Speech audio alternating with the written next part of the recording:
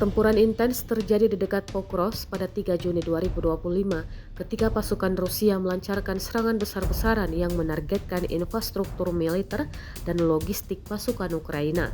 Dalam operasi tersebut, pasukan Rusia menggunakan drone untuk menghantam menara komunikasi, kendaraan pasukan NATO, serta posisi infanteri dan artileri Ukraina. Serangan ini diklaim berhasil menghancurkan sejumlah target penting dan melemahkan jalur komunikasi serta dukungan logistik pasukan lawan. Serangan udara dengan drone ini menjadi bagian dari intensifikasi operasi militer Rusia di wilayah Donbas. Rekaman serangan dirilis melalui telegram resmi Rabu 4 Juni 2025 memperlihatkan kobaran api dan ledakan di beberapa titik strategis sekitar Pokrovsk.